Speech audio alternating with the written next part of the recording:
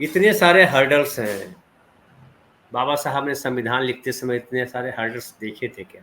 फिर मुझे बड़ी विडंबनापूर्ण लगती है, दुर्भाग्यपूर्ण लगती है, आयरनी है हमारे समाज की कि इतना बढ़िया संविधान लिखा गया, बहुत मेहनत के बाद लिखा गया, पूरी दुनिया का सार इसमें समाहित किया गया और मनुष्य के, मानव की गरिमा को सबसे ज़्यादा अहमियत दिया गया, समानता को, स्वतंत्रता को, न्याय को बेस माना गया, छत माना गया, दीवार माना गया।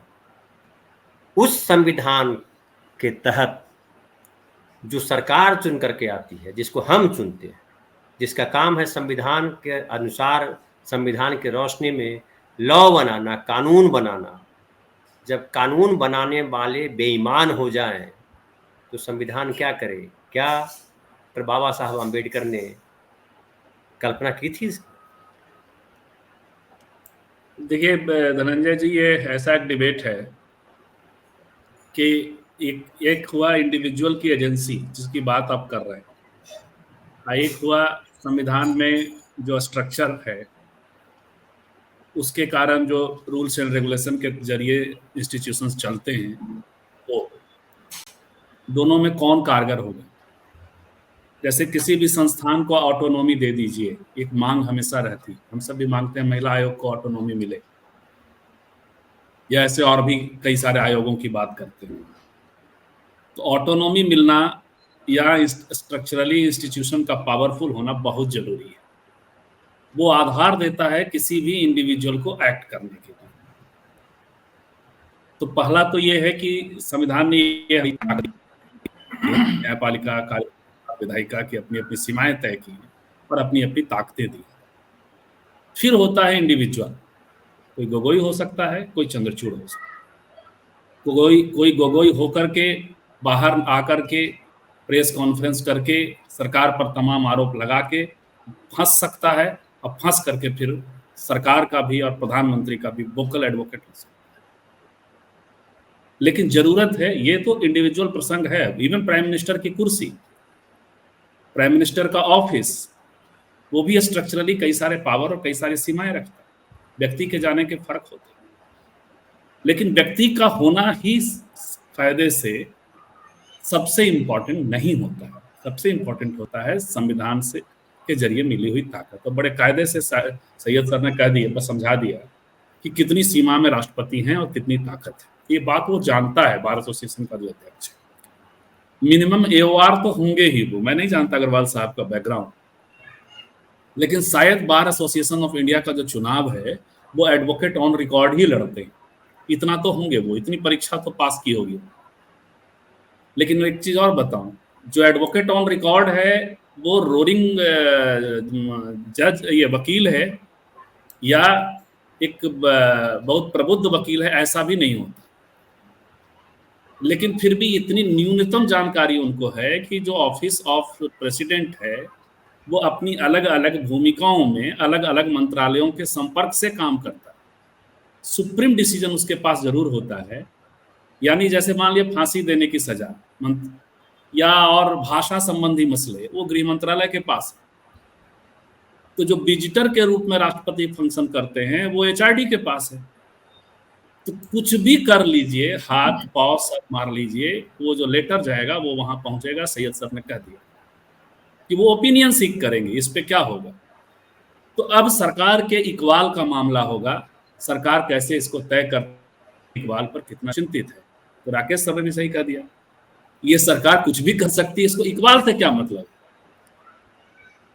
3 दिन है, ये 3 दिन में कुछ कर सकती है। ये एक जगह राष्ट्रपति का वो स्ट्रक्चरल जो बात में कर रहा था वो प्रसंग है, और दूसरी तरफ सरकार पे बैठे जो लोग हैं वहां इंडिविजुअल का प्रसंग है, जो आपका सवाल। ये जो भाई साहब हैं, दरअसल होता है कि सत्ता के सामने अपना स्कोर बनाना, इनको सब पता है, फिर भी स्कोर बनाने के लिए ये काम किया है इन्होंने।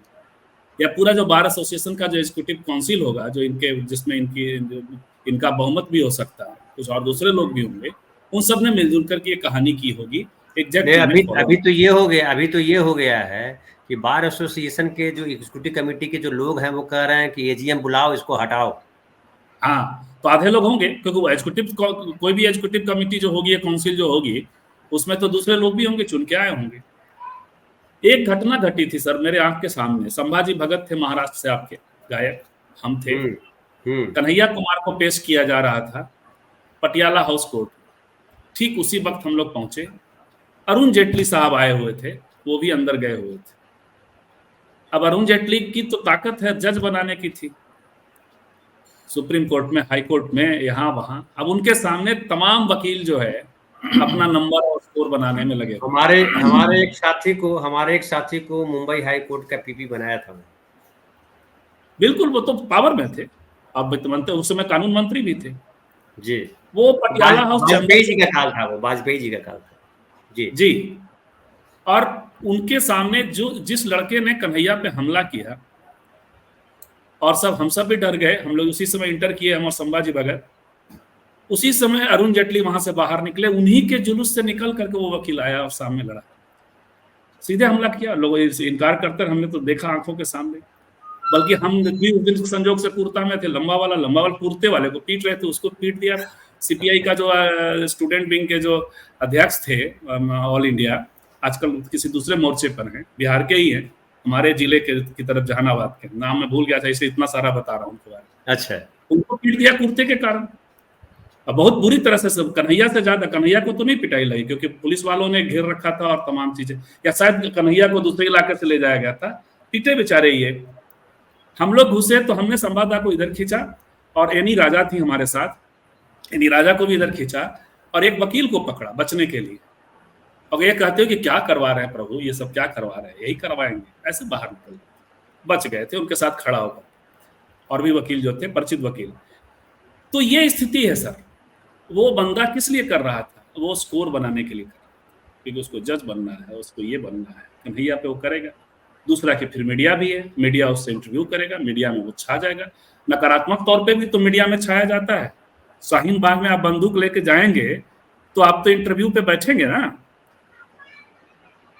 राम की प्रतिष्ठा के साथ रावण की प्रतिष्ठा भी है ना। और हम तो कई बार आप ही क्या कह चुके कि रावण को पहले मुक्ति मिल जाती, वो तो सीधे राम में प्रवेश करता है, इसको नहीं मिलती है विभीषण को। विभीषण का तो नाम लोग नहीं रखता है, और रावण सीधे सालों की मुक्ति की प्राप्ति करता है। तो व्यवस्था ऐसी है, तो इसलिए सब हमारे सिनेमा में भी पहले विलेन को मजबूत बनाया जाता है। जितना ताकतवर विलेन होगा, हीरो उतना ही ऊंचाई पार करेगा। बिल्कुल। तो इसलिए मुझे लगता है कि ये है तो ये स्टंट ही, लेकिन स्टंट कुछ भी हो सकता है। राकेश दा को ये एग्री करते हैं, ये स्टंटबाज लोग भी तो हैं। कल तो पूरे मीडिया में चल गया ना 5-6 बजे की, आप जो है, हम आप सब देखने लगे कि 8 बजे की, 6 बजे शायद, कि प्रधानमंत्री कुछ बोलने वाले हैं। हमें मालूम था कि ये बोल के करेंगे कि वो ढक रहे हैं, वो कुर्ता उतार रहे हैं, तो कुर्ता उतारने से ढकता थोड़े है। ये जो धर्म का या जाति का इतना गहरा चैप्टर हमारे साथ है कि हमें कुछ दिखता नहीं है। हमारी जाति का गुंडा बहुत प्रिय लगता है हमको, हमारे धर्म का गुंडा बहुत प्रिय लगता है हमको। ये धर्म है या क्या है?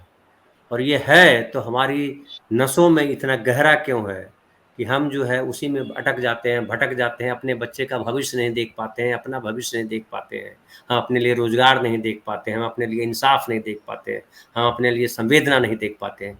कौन सी वो कड़ी है जो बहुत गहरी बैठी है? धनंजय जी, मैला आंचल जो है फणीश्वरनाथ रेणु की रचना है, और जाति समाज की सबसे उत्कृष्ट रचनाओं में से एक है।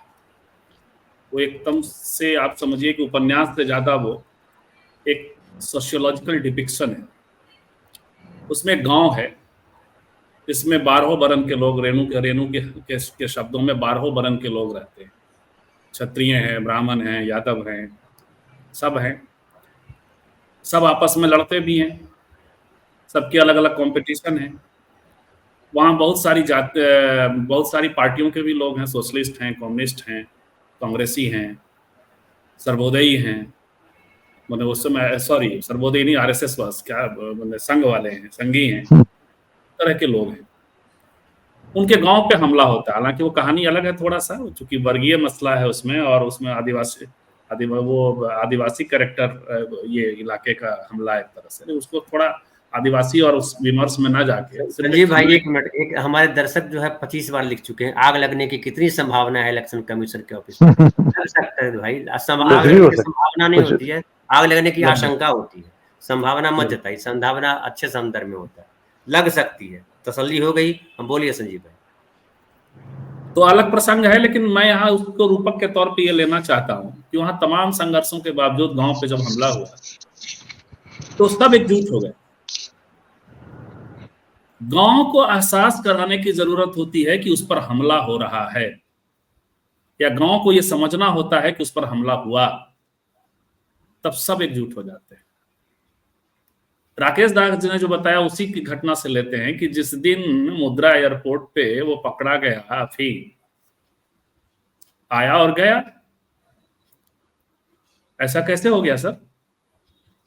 ठीक है मीडिया खरीदी हुई है, ठीक है कि सरकार को इंटरेस्ट है उसको बचाने में, पुलवामा बचाया। पुलवामा की बातें बहुत जनता को नहीं समझाई जा सकती, वो बाहर से वो कॉन्स्पिरेसी थियरी की तरह लगती है, मान लिया, क्योंकि सत्ता इसको सिद्ध कर सकती थी। डीएसपी वाला उससे ज्यादा सिद्ध हो जाता, जो कहा कि हम एक तो मिशन पे आए हैं, वो आपको याद होगा वो जो आतंकवादियों को लेके जा रहा था। लेकिन गांव में ये बात कौन लेकर जाएगा कि आपके घर पे ऐसे हमले हो रहे हैं, यदि गांव असंपृक्त है चीजों से, जानकारियों से। तो जैसे ही पता चलेगा कि हमारे बच्चों के लिए अफीम दिया जा रहा है, तो क्या क्या कोयरी, क्या यादव, क्या ब्राह्मण, क्या राजपूत, सब एकजुट हो जाएंगे सर। तब जातियां नहीं काम करती है। फिर हमारे साथी कुछ गाली दे सकते हैं कि फिर विपक्ष पे हमला। यहाँ नहीं देते हैं, मैं बात कर रहा हूँ, गाली यहाँ बात चलती नहीं पहुंचनी। हर गांव पे, हर चौराहे पे यदि एक बड़ा आंदोलन खड़ा हो गया होता, क्योंकि बड़ी घटना थी सर अफीम वाली, कि आखिर ही आया गया और लोगों को, लोग अरेस्ट नहीं हो रहे हैं, उनसे दोस्ती है मोदी जी की। राहुल गांधी से कहते हैं कि जो है अडानी और अम्मा के साथ ही इनके, सब लोग जानता है, इनके कोजी फोटो को भी देखा है लोगों ने उसमें। तो ये प्रसंग है, बस सवाल यही है कि कौन मुद्दा बना करके जनता के कंसर्न बनाता है, कैसे बनता है। यदि वो चीजें बन जाती हैं तो अच्छे अच्छे लोग उखड़ जाते हैं सर, उखड़ सकते हैं, ये भी उखड़ सकते हैं। बात वहां तक पहुंचाने की बात है। धनंजय जी बिल्कुल सही कह रहे हैं, लेकिन सत्ता तो उखड़ जाती है। अब हम ही को सर, अब 15 तारीख को मैं थोड़ी समझ पाऊंगा, मैं तो 16 तारीख का अखबार देखूंगा कि कोई कृपा करके एनालिसिस करके बता दे कि जो है किसने कितने कैसे दिए। हम कहाँ समझ पाएंगे सर? तो हम जैसा आदमी जो थोड़ा बहुत इकोनॉमिक समझता है, ज्यादा वो भी नहीं समझता, वो नहीं समझेगा तो और सामान्य जनता कैसे समझे? उसको समझाना होगा, और उसको एकदम की भाषा में, जो लालू जी ने समझा दिया कि भैया बाल नहीं मुड़ाया इसमें तो हिंदू कैसा है ये भैया, इसके तो समझा दिया उन्होंने। हम परिवार वाले लोग हैं तो उस भाषा में समझाना होगा सर। हम आप हो सकता है जो कि कुछ बात कर लें कि हिंदू धर्म के खिलाफ हैं, या हिंदू धर्म के खिलाफ नहीं कहने का मतलब है कि कर्मकांड के खिलाफ है, कोई बात कर रहे हैं, उन्होंने एकदम पेनेट्रेटिंग ढंग से समझा दिया। ऐसे समझाने की